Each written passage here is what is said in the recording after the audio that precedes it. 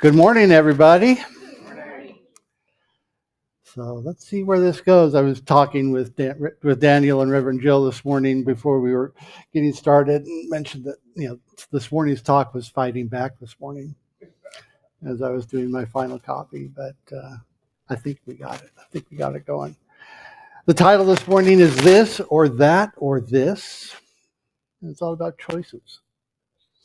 The choices we make on our journey and how we shape this life that we live. Is that me or is that? No? All right, we'll work it out. We'll work it out. We're good? All right.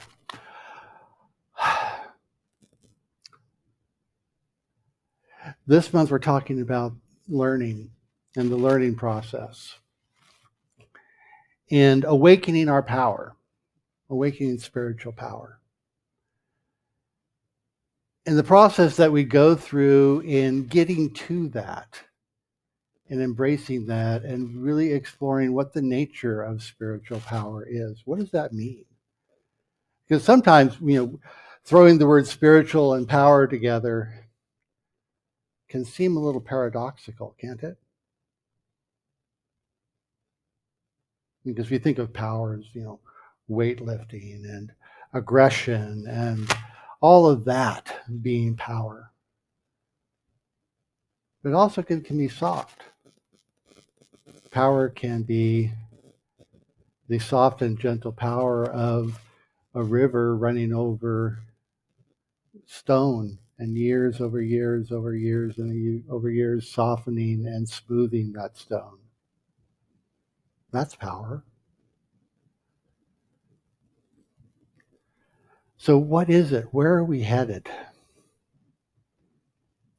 And what I want to talk to you and share with you about this morning is really the creative process and the process that we go through in shaping our lives and making change and growing and learning to create, learning how we can shape our lives and shape that creative force that is always moving in us and through us and around us, day in and day out. It's always moving. It's always happening. And the process that we can go through in developing our own inner intelligence, our own intuition, and how we can learn the process for ourselves of how we can shape that change and shape our lives. And so one of the things I thought about is when seemingly our lives start falling apart. I start, looking at my own life and saying, I face challenges from time to time. I think I may have found it. All of a sudden, life doesn't seem to be working, right? All of a sudden, life is like, what's going on? Why aren't things going the way I expect them to? Why isn't this working out the way I want it to? And all of a sudden, it feels like my life is just falling apart. Kind of like all of a sudden the radio in my car is not working, and what I want to do is take a hammer to it. Not real productive, not real helpful. What would be helpful is if I take that thing apart piece by piece, if I know what I'm assuming I know what I'm doing, and figuring out what's working, what's not working. And what occurred to me is when I was 8 years old, and I was being very curious about electronics, and my dad ordered, I'm aging myself here, when my dad ordered a Heath kit. How many of y'all are familiar with Heath kit? Heath kit, you used to be able to go down to the Heath kit store, and they would have all these electronic things that you could buy the kit, so you could take it home and put it together. And my dad and I went down to the store. No, I don't think I went with him. He went and got a little AM, FM radio. It's about, I don't know, about like that. Portable. Yes, that was the size of a portable AM/FM radio at the time. And it's black and had blue trim and a little silver face on it. And he brought it home, and he, I know he really wanted to do it for me. I know he did.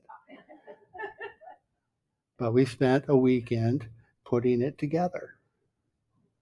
And he helped me solder. Yes, he helped me solder all the little resistors and capacitors into it. And over the weekend, we built this radio. And it worked. Yay. And I had it, I don't know how long, I must have had it for 15 years before it finally just quit. And so I learned how to put the radio together. And the reason this came up for me and the reason it kind of occurred to me is like, we learned to take the radio, we learned to take things apart and put them back together. And it's much like our lives, isn't it? When things aren't working for me, I go in and I examine my beliefs. I examine my thoughts and my ideas about what is it I believe to be true about prosperity? What is it I believe to be true about relationships? What are the things I believe to be true about the way my life works in a certain area? And I go through the process, like Reverend Joe was talking about last week, I go through the process of deconstructing my belief systems around a certain thing. Much like taking the radio apart and figuring out what's not working so I can put it back together, put a better belief system in place, a belief system that is not so limiting, one that is limitless, one that is life-giving, one that is life-expanding, rather than one that's getting in my way. I.e., you know what, I'm just not good enough. The universe is, there is some ultimate conspiracy going on out there in the world that says, you know what, I don't get to succeed. I don't get to be happy. I don't get to be worthy. I don't get to feel thus and such about my life.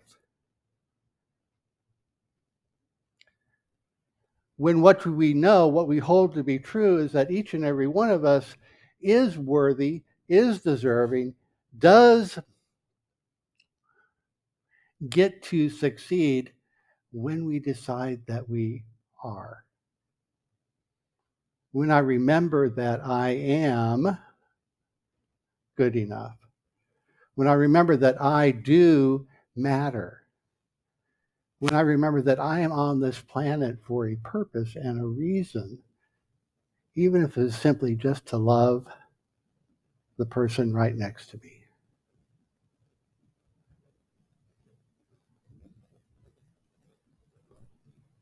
And to love the people around me, because each and every one of us is indeed an expression of the divine, a human being worthy of love. And am I willing to give myself the same level of consideration that I tend to give others? It's very easy for us, I'll speak for myself, it's very easy for me to celebrate other people. It's very easy for me to look at the success of others and applaud. Sometimes I find it more difficult to give myself that same consideration. And I know that's a challenge for a lot of people. Because, you know what? I know where all the skeletons are hidden in my life. Nope. Oops. Wow. Really?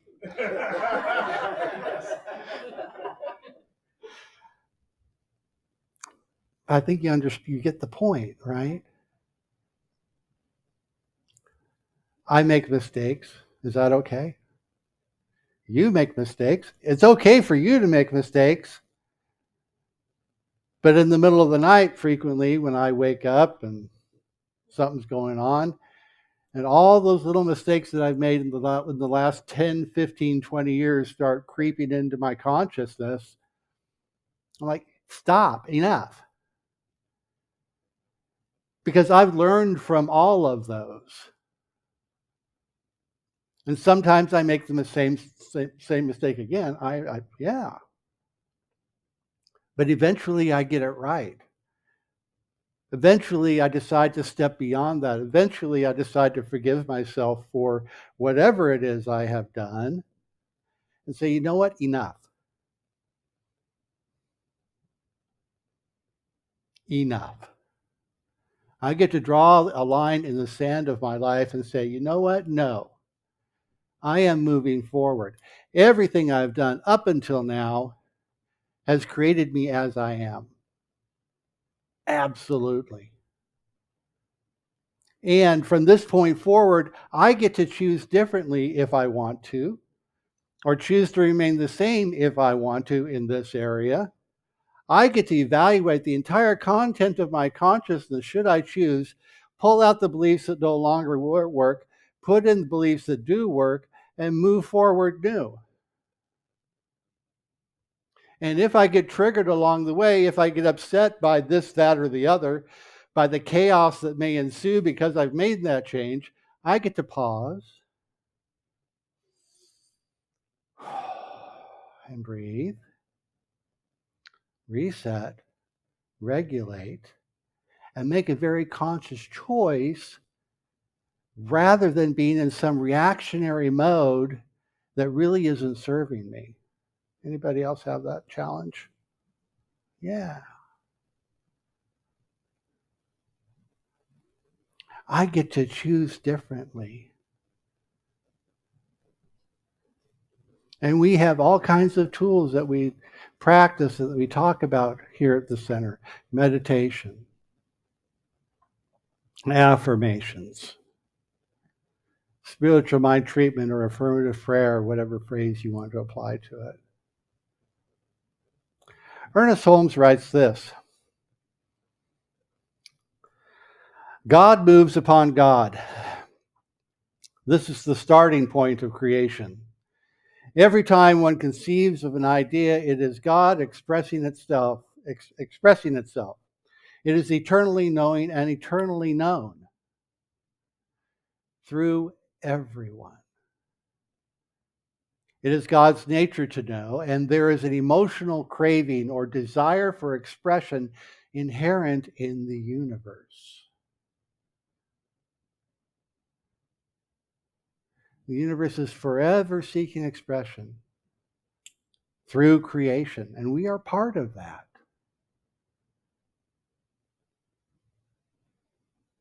And it is the entire contents of our consciousness, the dominant tendency of our thought and our thinking on an ongoing basis that gives shape to that experience in our lives. We determine how that shows up for us. It's not one particular thought or idea, it is a whole pattern of thinking. And one idea at a time, we get to change that. And every time we change it, our experience changes for us. So let's make that a change that is life affirming. Let's make that change one that is life expanding. One that is more love, more light, more life, more peace, more power, more beauty, more joy, more abundance, health, wholeness, joy, expansion.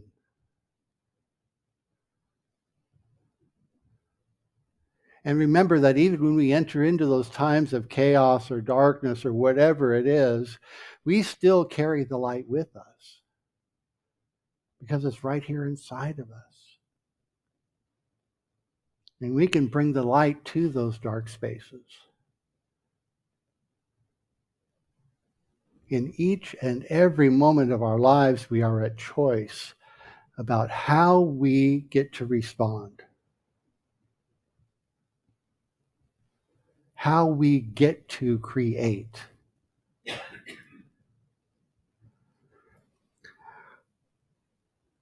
Ernest Holmes goes on to say this in The Science of Mind. He says, the essence of spiritual mind healing is an inner realization of the presence of perfection within and around about. An inner realization of the presence of perfection in and around about.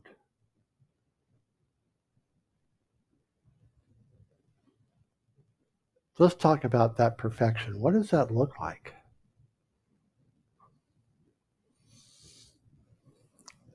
I don't know that I don't believe there's any fixed image of what that perfection looks like. There's a divine idea of each and every one of us that says that I am an individualized expression of this divine. God moving upon God. Spirit moving upon spirit. I hold that each and every one of us is a loving, joyful, joy-filled being. That there's a perfect outpicturing of the divine idea of me waiting for me to get out of the way. For me to let go of ideas of limitation. That I grow into this expansive idea of me. And so, how do we do that? How do I get there? By learning, by spending time in prayer and meditation, by spending time contemplating how much more I'm willing to accept, how much good I'm willing to make room for in my life. One of the tools we talk about here, like I mentioned before, is spiritual mind treatment. Affirmative prayer. We talk about 5 steps. Recognition, unification, realization, thanksgiving, and release. The whole process that we move through that says, I recognize that there is this infinite power and presence that is God. It is love and light and joy and all of these wonderful things, all these wonderful experiences and expressions, these feelings that I can have inside of myself. And it's in this presence that I live and move and have my being, and it moves through me and around me in each and every moment. Every breath I take is the activity of spirit, and it moves in me and through me and around me in every moment of this life I live. And because it is love, I am love, and I am loving, and I am lovable. And in every moment of my life, I feel this love. I express this love. I experience this love. And I'm grateful for it. I'm grateful for it because I know it's true. And I let it be. And I affirm it, and I accept it, and I celebrate it. And it can be that simple to move through those steps in a real easy, flowing manner. And we practice it, and we teach it. We take the classes, and we work through it, and we get to the point where it just becomes a part of who we are. And I get to a point where I just walk and talk with this spiritual presence.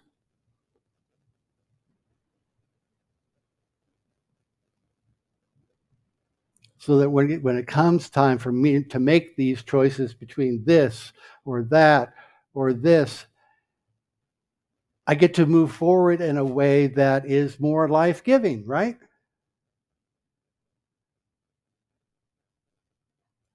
You're like, yeah, Reverend Lee, that all sounds so easy. And you've been doing it so long, Reverendly. I remember you telling this story about 1970, da da da da da da da da da da da da da da. And you've done it your whole life, and da da da da da. Yeah, and I still run into challenges. I still run up against myself. I still bump up against my own little limiting thinking because da da da da da da da da da da da. Right? I do.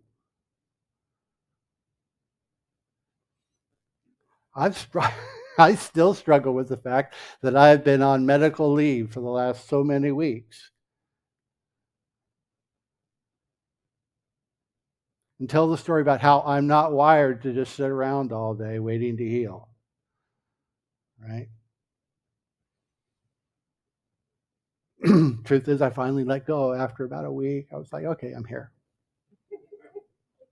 I'll be still. I'll quit stretching. I'll quit pushing the envelope. Da, da, da, da, da, da. And I relaxed into it.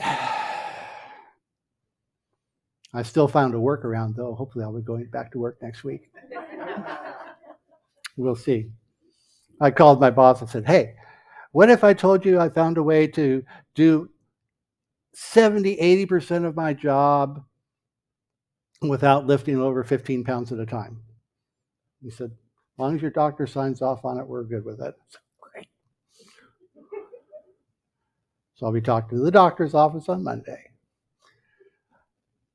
But you see, that's it. There is a way. The universe will support us when we just decide to let it. When we get out of our own way and stop telling the stories about how we can't and begin telling stories about how we can. Right? It was like even the students in class in many classes over the years, it's like, Reverendly, I just can't get the spiritual mind treatment right. It's like I got this and I got these words and I got this words and I got this and I got that. And I'm like, hey, once you practice, once you have the basic idea, sit down and talk to God. Sit down and talk to spirits. Sit down and talk to your higher power, whatever name you want to give it, and say, you know what? This is the experience of life I choose. And I know, Divine Purple Penguin, that you're going to create the way for me. All I got to do is show up. Show up and take the steps.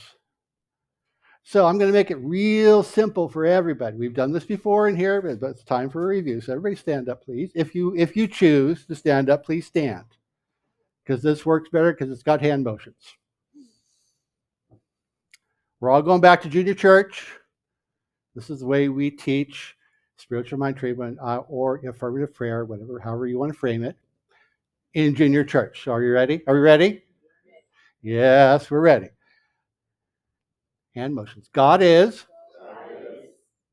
I am. Give yourself a big hug. I am. I have. And you notice in the I have, our hands are open. We're not grabbing on real tight. Because we don't have to hold on real tight to whatever it is, right? We allow it. So again, God is. Hug ourselves. I am. I have.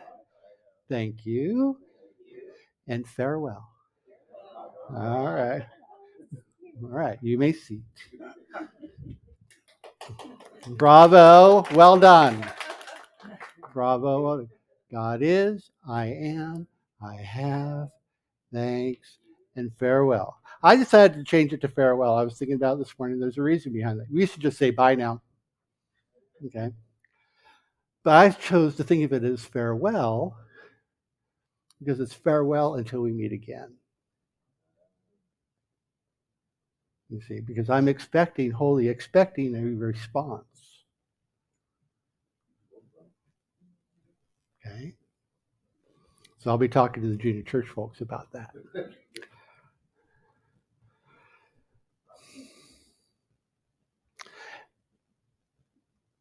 Affirmative prayer, spiritual mind treatment is about giving shape to a creative process that is always going on.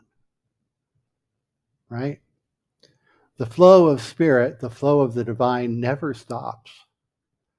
It is always going on. It is moving in us, through us, around us, as us, at all times. At all times. And yes, at times that activity can seem chaotic. And it seems chaotic because sometimes what is present in our lives needs to be removed in order to make room for what we've asked for. Sometimes we need to deconstruct things, move things out of the way in order to create room for what we're saying we really want,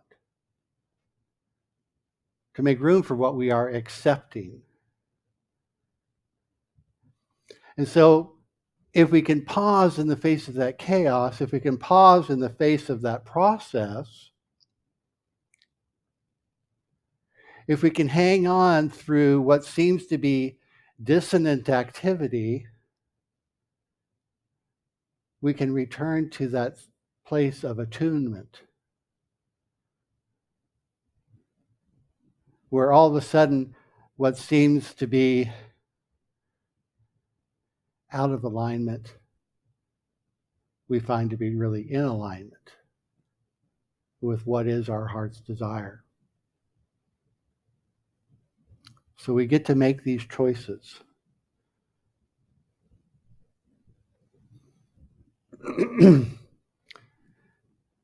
Finally, Ernest Holmes says this: we should strive toward a perfect vision, a perfect conception.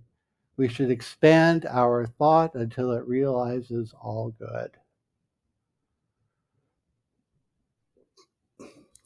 And when I read that the first time, I was like, perfect vision, perfect conception.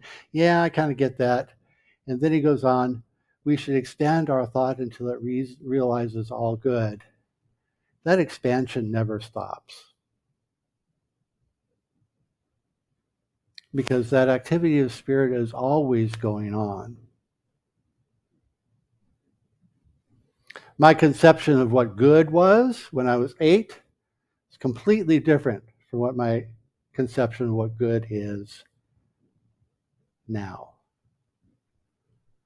Good when I was 8 was this cool radio sitting on my counter.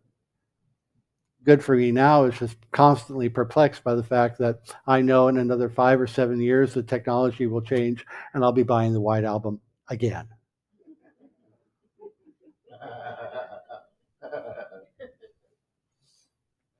Right?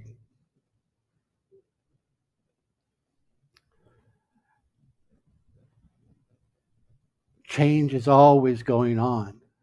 We are always going to be adapting to it, adjusting to it.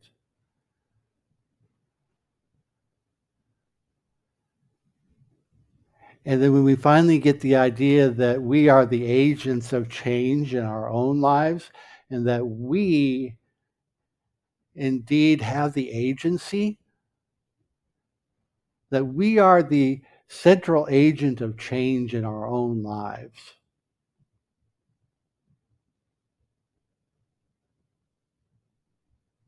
When I let go of the stories about how I've not been good enough and start telling stories about how I deserve every possible good thing that I can accept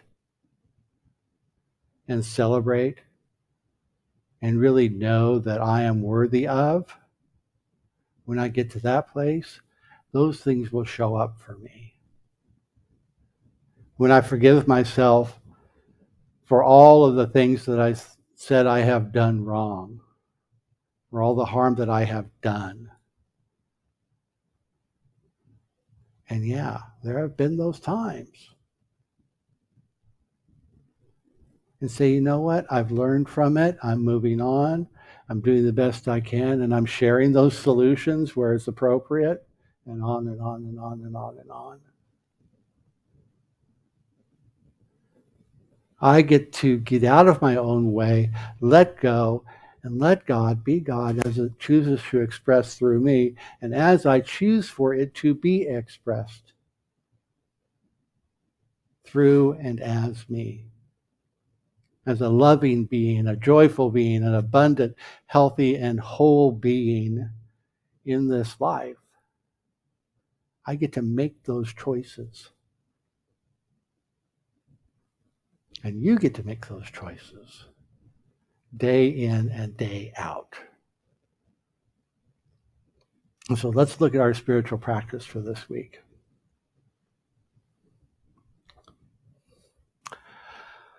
Pause and allow the storm of change to become still. In the face of change, discomfort, the unexpected, we will pause, breathe, center, and regulate before responding or acting. This is a big challenge for a lot of people. It's a big challenge for me. Has been historically. Something crosses my path, something happens that I don't think is right, and right?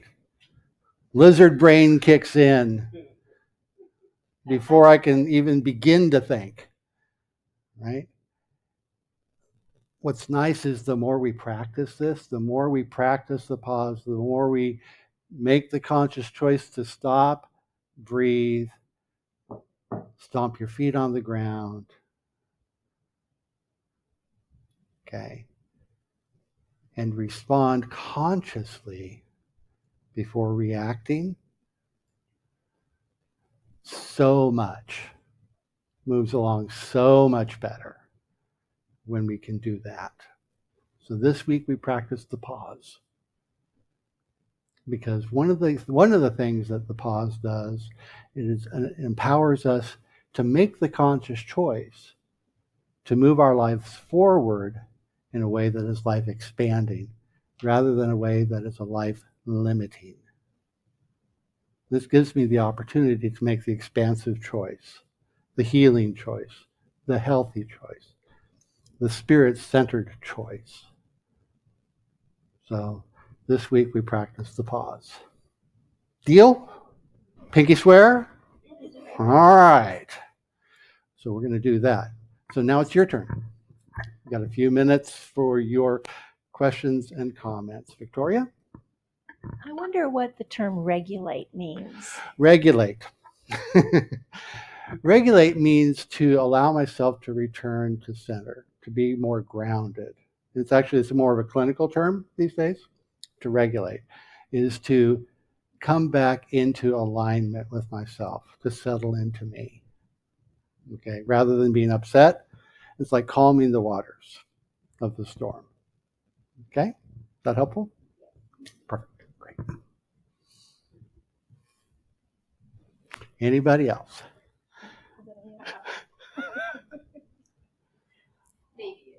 All right, Kim. So your talk today is like a summary of self-mastery, and what they don't tell you when you take the class is that everything that's unlike it shows up in it. So you get to walk through it, but at least in the class you have support. Mm-hmm. But what I wanted to say is, so often in doing personal development work and trying to let go and let spirit live in your life, sometimes everything disintegrates as you start doing it. And then you have to be patient, stop, pause, and just keep knowing that it's going to reintegrate back into something at a higher level. And then, of course, a few days later, a few weeks later, it begins to happen again. And that's what this class really is about. And I'm thankful for it, and thankful to my classmates who give so much support, and Reverend Jill. So, thank you. Great, thank you. Yes, that's absolutely true, Kim. Stephen? Intellectually, it all makes sense. You sit here, and go, yeah. It's good. You sit down, you try to do it, and you go, shit, I'm a done some of it, because I begin self-doubting myself. Is this the right thing? Should I do this? Should I do that? It takes you down to a level that you just go, I really don't know. And the next question is then to surrender. And does it look like it's somebody that I would surrender a lot to? It's difficult for me up until now. And it's the getting to the point where you just trust and believe and say, yep, I'm going to go on my way. I'm going to get out of my own way and just let things happen the way they're supposed to, the way they're intended. And I'm in the process of learning that every day. Okay.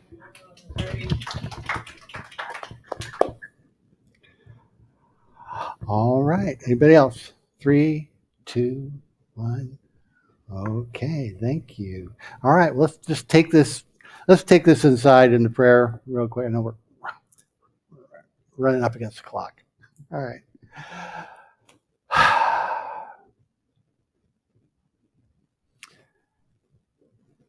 God is all there is. Universal life, mind, intelligence, divine love. It is everywhere present. It is right where we are, right here and right now. It is love and peace and joy. It is an intelligent action within us, in our minds and hearts. It is the truth of our being at this and every moment. And so right here, right now, I speak these words for myself, for each and every one here present, for everybody listening online. I am so grateful for each and every one.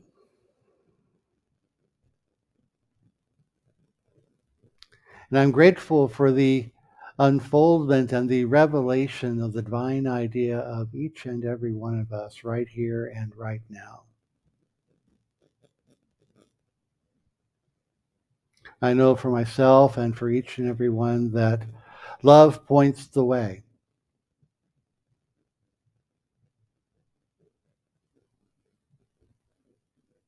That life is forever expanding through and as each and every one of us, that we are fully expressing our potential in this and every moment. Every breath, every thought, every idea, every action is divinely guided as we move through this and every moment. I know that each and every one of us is blessed and that we go forward into the rest of this day, into our lives, the community that we serve, the communities we live in, wherever we are a blessing. That the light shines forth from within us to bless everyone around us.